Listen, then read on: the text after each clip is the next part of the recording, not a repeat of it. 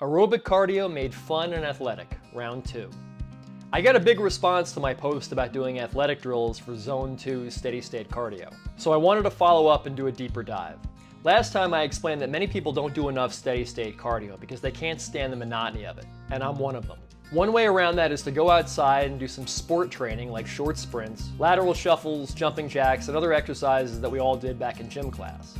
The key thing here is to keep it light and playful so that your heart rate stays in that 120 to 150 beat range. That will give you all the aerobic benefits you get from jogging or an elliptical or a stair climber machine. But I think most people will find it a lot more fun. To show you more of how this works, I filmed my last Zone 2 cardio workout. I started out with some ring circles. I'm just circling my backyard with a lateral shuffle step.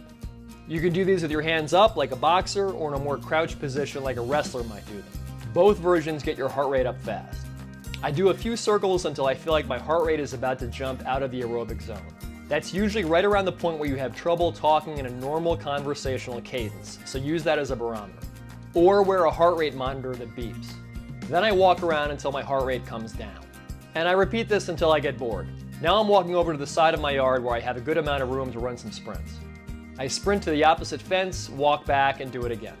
These are not all-out sprints. I run at about 80% of top speed, and I put the brakes on pretty quickly so I don't run through the fence.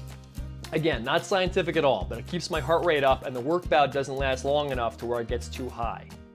After these side yard sprints, I do what I call box sprints.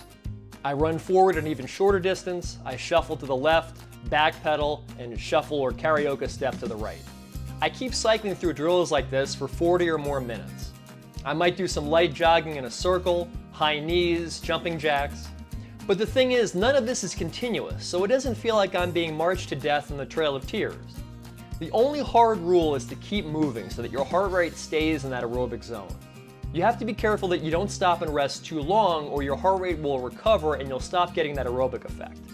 You also can't work too hard or fast or your heart rate will jump out of the aerobic range and now you're doing HIIT training.